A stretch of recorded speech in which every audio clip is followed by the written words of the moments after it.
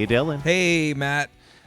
So we're recording this end of January. End of January. We're going to be optimistic that we're putting this out to celebrate the Eagles winning the Super Bowl, but they might not even get to the Super Bowl. Yeah. So we're just talking about it because it's a good-ass special. Yeah. I think they have a game literally today. Today or tomorrow. That would be wild if, we record this episode and then the Eagles are out. Yeah, look. And this is coming from two motherfuckers who could care less I one way or the other. don't give a shit. I am a Ravens fan. I grew up in Glen Burnie. I was born in 92, so Baltimore literally got their football team back in 96. So, I've always bled black and purple. And I bleed honestly, red. since the since the pandemic, I have yet to get back into football. I used to love watching football, honestly. And then the pandemic happened, and much like with wrestling, I was like, this shit is depressing to watch without fans in the stands. Yeah. It's a constant reminder of, hey, Everything. shit ain't looking good, brother.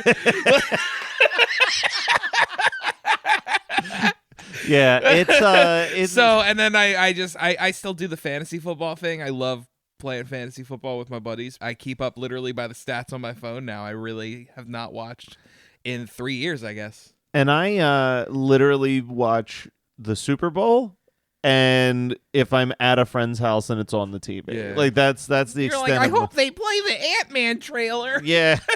Not even. Yeah. I hope Dude, the Doritos commercial's good this year. it's more like that, dude. Last year was a devastating year for commercials. I feel like they've gotten progressively worse. Well, it's not. I wouldn't even say they got progressively worse. The problem is that they stopped being like. It stopped being like, ooh, let's see what crazy out of the box commercial we get, and it's way more like you said, like the Ant-Man trailer is gonna it's just movie trailers. It's like, I don't care. Like, the movie trailers I want to see a million times. I want to see the commercials that are just so fucking bonkers, off the wall, bizarre. The last time I got excited by a Super Bowl commercial was when they did the Cloverfield Paradox. Because I thought that was fucking awesome. It was cool that it was literally the trailer and it was debuting tonight. Yeah, that's fucking rad. And I love Cloverfield. I love 10 Cloverfield Lane. I know that Cloverfield Paradox has its issues. It's fucking weird. It's not great. But I will always look back at that movie fondly because of that. I'm like, that's fucking cool. Yeah. No, there was definitely the pluses. Anyway, Always Sunny in Philadelphia. Because maybe the Eagles are there. Yeah, maybe.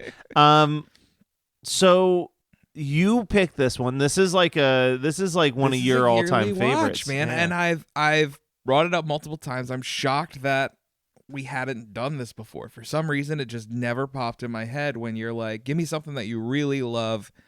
And this is one of them. I absolutely adore this Christmas special. It's season 6. I remember constantly seeing the standalone DVD sitting on the shelves. And as a matter of fact, we saw it last night. Yeah. When we were out. But I just remember seeing that when I was a little younger. Probably in high school at this point. I don't remember when season 6 came out. But I absolutely adore it. I think there are so many quotable lines in this episode alone. In the series as a whole, but in this episode alone, there are so many quotables that I say constantly. So it's not on that level for me, but this came out at the peak of my Always Sunny fandom. Yeah. And I wouldn't even say, man, the way that I'm going to word this is going to sound like such hipster bullshit, but we'll get there. So I had heard about Always Sunny. Yeah. Randomly caught an episode, fucking loved it. Of course. Went out and bought every season that was on DVD up until that point. Same. And then there was, I want to say it was around season 6 or 7. So I bought this special, and then it was as the next season was airing, something just didn't sit right with me. Yeah. And it was like that it's kind of like the Rick and Morty thing. Like, the level of fandom was I was getting that vibe that they weren't getting, that these aren't people to look up to. Yeah, anymore. The fans. The fans. I think fans. It, the show always knows. Yeah, the creators have been very clear of how awful these people are, and that's what I think that's what allows them to get away with as much as they have, because you are very accepting of these people are awful. Yeah, they're literally monsters. They're supposed to be bad people. We're not supposed to like them.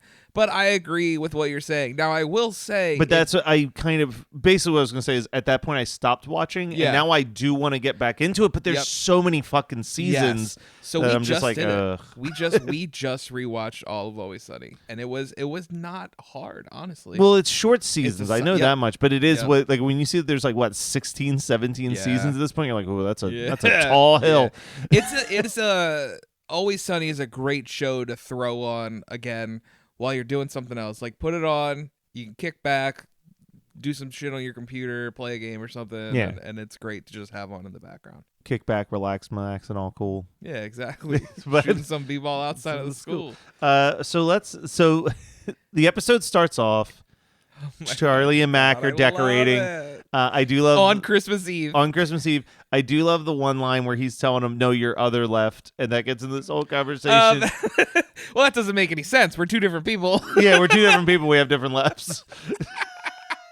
It's an expression. Well, the expression doesn't really make any sense, Mac.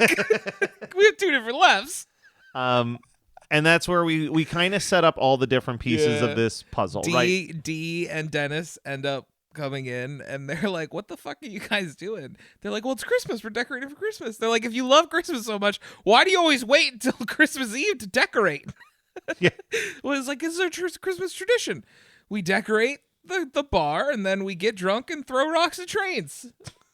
I love that. Why would you throw rocks at trains? Because it's a tradition. Yeah, it's chaos. And then also Frank shows up with his Lamborghini. Oh my god! And we established that he's ruined Christmas multiple years for Dee. I love and Mac or Dennis. I love the sense of dread in Dennis's face Yeah. when Charlie's like, well, I guess I was told to call Frank when you guys got here. So Frank, they're in here.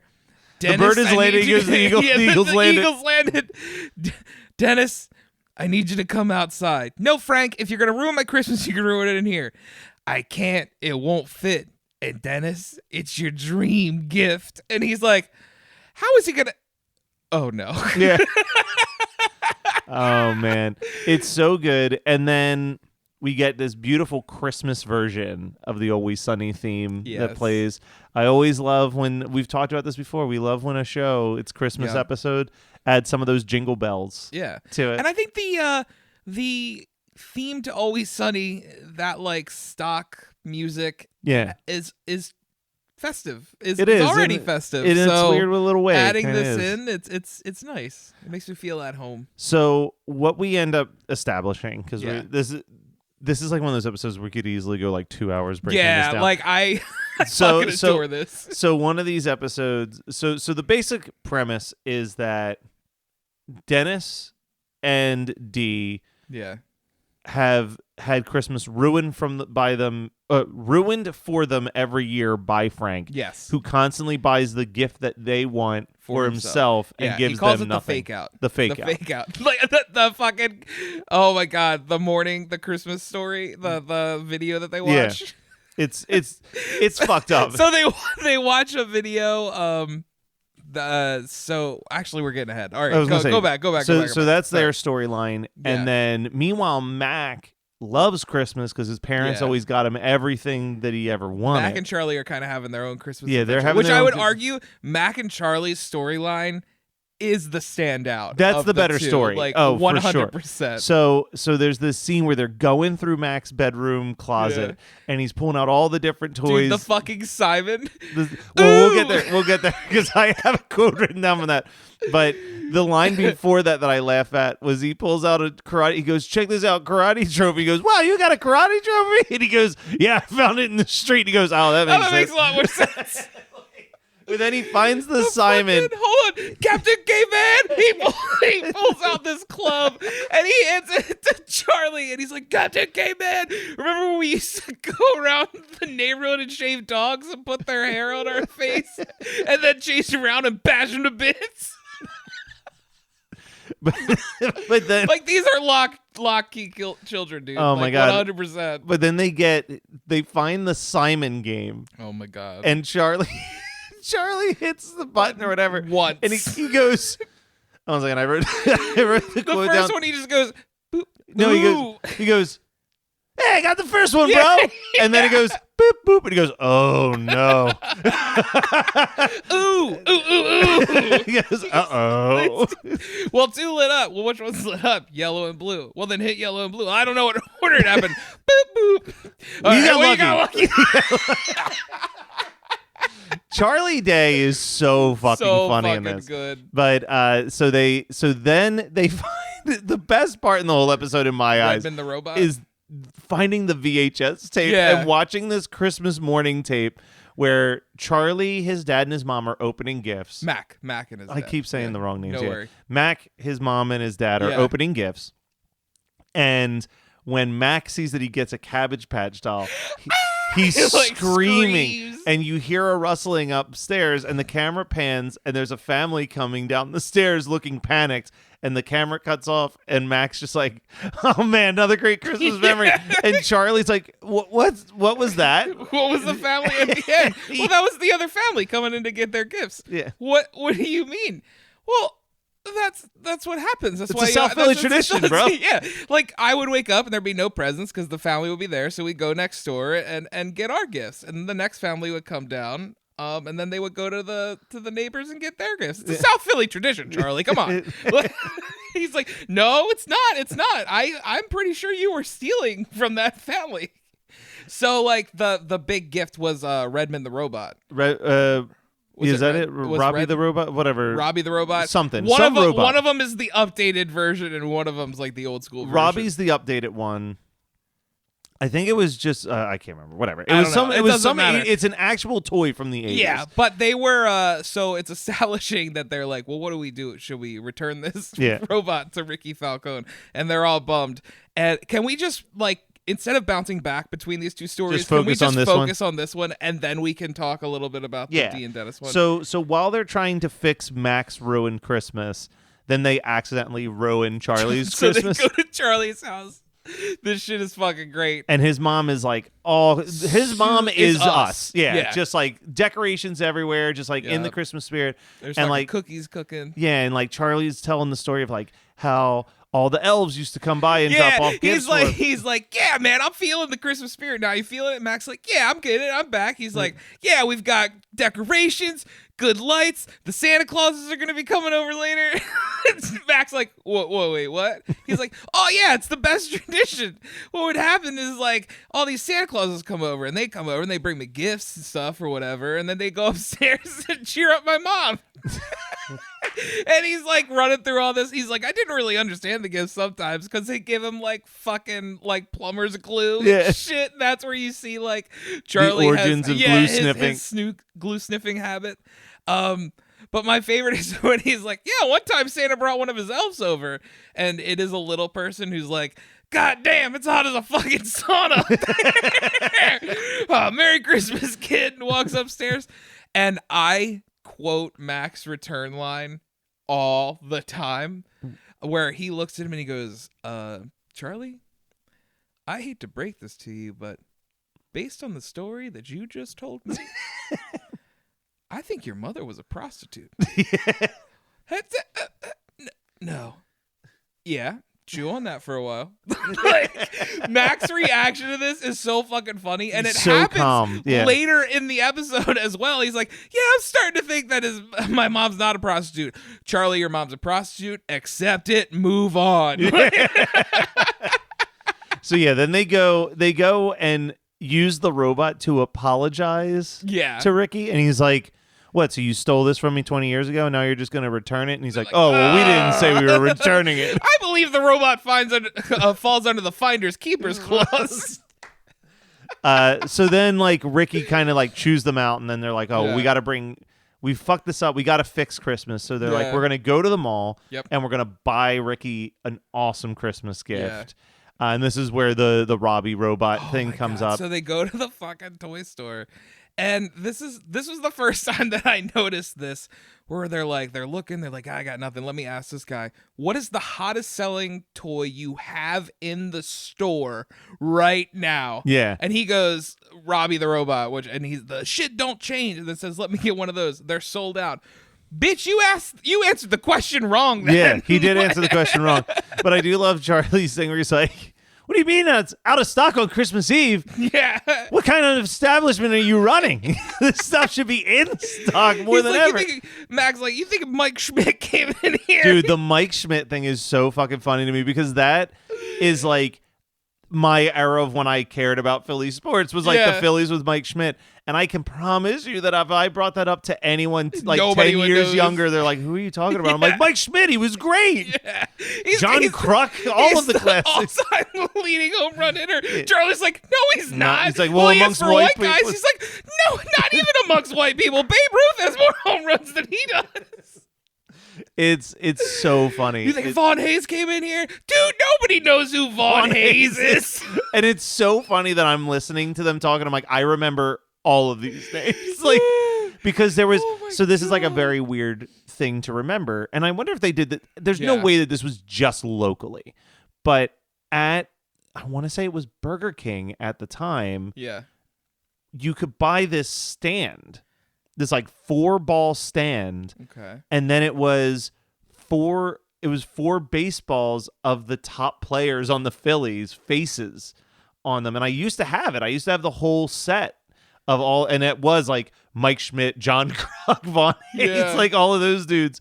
Yeah, so random that was like at a fast food establishment, but I just randomly remember it had that. to be a local thing. Yeah, I can't imagine that globally they're like the Phillies are who we're really pushing here at the old Burger King. So they end up getting McDonald's or they whatever, end up buying him a shirt. Because they say that he's in a rut. Yeah. Even though he's like, I'm not a fucking rut, dude. Yeah. So they end up buying him a shirt and they're walking through the mall. And then Charlie sees a Santa. Oh no. Oh my god. And this is where shit this straight to is- DVD earned its R rating. Yeah. Out because Well, the Hulu clip does it. It kept it. It Oh, keeps that's good at everything. least. Yeah. The He's like, Hulu. did you fuck my mom? Yeah, so Did you fuck my so fucking he mom? fucking walks out. Did you fuck He's my pushing mom? people out of the way, and Mac. This is one of my favorite Mac moments where he's just like fucking like, Charlie, what are you doing, man? He's like helping. He's like trying to like, I'm sorry, and he just sits in his lap. And oh my god, fucking Santa, man. It's so good though. It's so fucking good. He's like, I'll take care of this. Yeah. What do you want? He's like, did you fuck my mom? What? Did you fuck my mom? Did you fuck my mom? Did you fuck my fucking mom? And then out of nowhere takes a chomp out of fucking Santa Claus's throat. And all the while, Mac is freaking out. Yeah. Like he's like, oh my god, dude, what are you doing? Freaking out. Like, and then elbows some woman in the face by accident. It's chaos. And they get blood all over the shirt they just bought. Rick. I love it. Charlie, we gotta go, dude.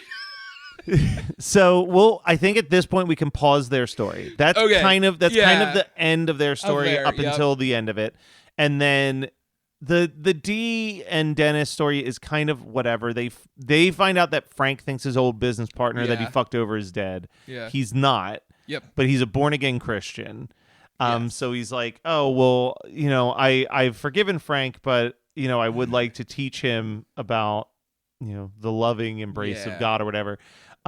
So they're trying to do a Christmas story thing with him. Frank sees through it instantaneously and decides, Dude, hold on. That fucking the moment that they find his ex-business partner and convince him, when he first shows up and they pump fog under the fucking door, when Frank's like, fire! Fire! Oh my god! It just starts breaking the window and they're like, Frank, it's not a fire. I'm your business partner. And he's like, Ghost! Ghost! And picks up a fucking golf club and starts swinging. dude, Frank is insane. But Frank, they're trying to like put together the Christmas story thing. So it's like his business partner's telling him about how he's been wronged, and they're bringing up the Christmas past. And he's like, he taught me the fake out. The fake out's the best. And then they want to do the present next. They want to show him how much people hate him. Why'd And you bring me to my old office? How is this a Christmas present? But then they have him hide inside the couch. Oh my And god, it's that's so- right. Fucking oh my god. And it's so Yeah, obvious. If you want to do this, we're gonna do it my way. Sew me up in the couch. It's a great hiding place. I sew myself into the couch at home all the time. It's a good way to catch Charlie beaten off. And Dee's like, why would you want to catch Charlie masturbating? Nope, don't tell me. Yeah. So- but like the shot of the couch where it's like this big lump in the center of it, and everyone's like, "Is there a guy sewed into?" Ignore the man in the couch. So there Just is a say man that in the Frank couch. Reynolds is an asshole. Oh, Frank Reynolds is an asshole. Who's Frank Reynolds? He's the guy in the couch. At Maximum Mediocrity, people say things like, I don't dress like this on the regular basis. This isn't my, pooping uniform. This is not what I wear. and they also say things like, The nurses are usually either angels of mercy or whores. every episode is a new experience where you get to know people that aren't famous but should be. Why am I facing Floyd Mayweather in the woods? My co-host Morgan and I track down the people you didn't know you needed to hear from. It's like hot sex in a mug. We are the Maximum Mediocrity Podcast, and we are on all major podcasting platforms. We'll be waiting for you. Danny DeVito's awkward naked So body. sweaty. He's this sweaty, weird shaped body. It is very much reminiscent of Jim Carrey crawling out of the rhino's a asshole thousand in percent. Ace Ventura 2. But the line that I actually love is then they go in to do the Christmas future, Yeah. and they take him to the graveyard. And Yep. first Frank's like, "Don't bury me, just toss me into the trash." He said, "This isn't the future. When I die, just throw me in the trash." Yeah. But he walks off. Nothing has worked. He's called them out on like, this has nothing about making me a better person. You just Yeah. want Christmas gifts. Is it Eugene? Walks away, and then Eugene just goes, "I really didn't think I'd still be here at this point." You know what, Eugene? You have been useless. So they leave him. Is that the line where he's like, "Why don't you pray to your God and ask his ass for a rhino?" So they leave Eugene in the graveyard. Oh, shit. They go back to the bar. They're all miserable. I think at this point they attempt caroling. Yeah. They attempt caroling as they a group to they Rick. go home. They go to the bar. Is that the moment where they're like, "Take everything down, dude"? No. Yeah. Take They- everything down, yeah, dude. I all fucking of- swear to God, I hate Christmas. All of them are pissed off. Yep. And they're like, "Let's just go sing Christmas carols for Rick Falcone. Yeah. It'll make us feel better." Yeah. The whole city's like, "Shut the fuck up." It's 4 a.m. Yeah, it's 4 a.m. Well, then they get home and Dude, they get the phone call Dee's, that hold on, Dee's line when they're fucking when they're walking home because the car got towed. They're walking home and they're talking about the car getting towed, and Charlie's like, "Who tows on Christmas Eve?" And Dee just goes, "Christmas." They're like, "What?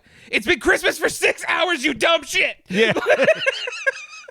And then that's when they get the phone call that Danny DeVito's been thrown Yeah. from the car. Frank's dead. It's dead. Frank's dead. Yeah, Frank's dead. They want us to come in and identify the body. So they go and they ID the body, and it's Frank.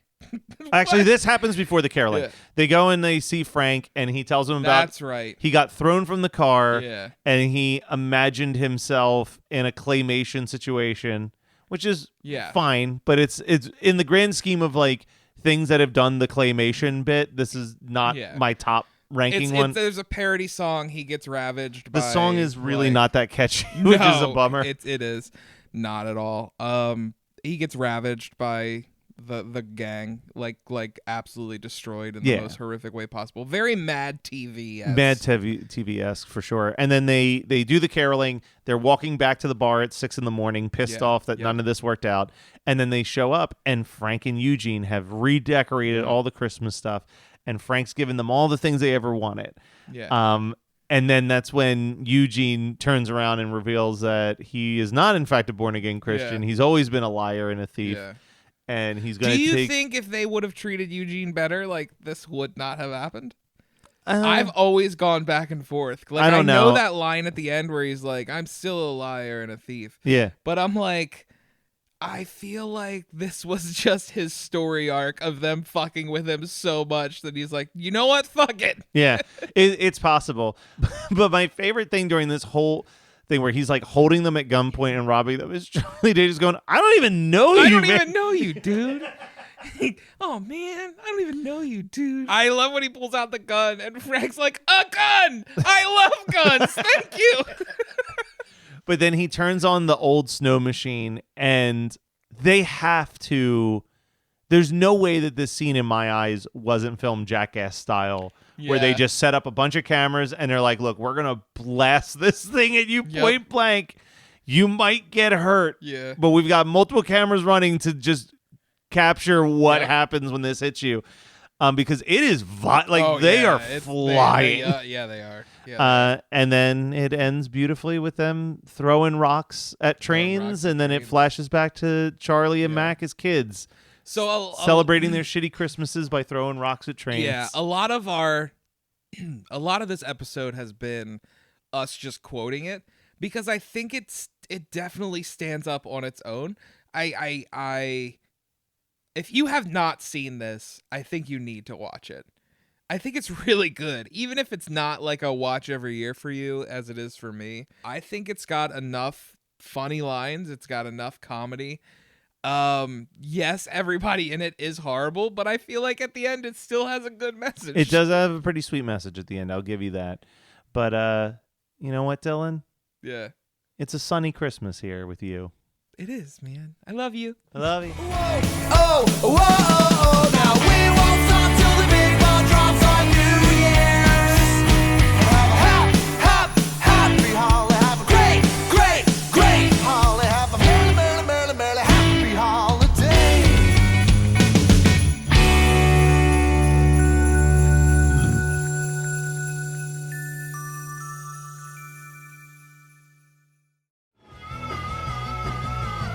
You're listening to the Geekscape Network.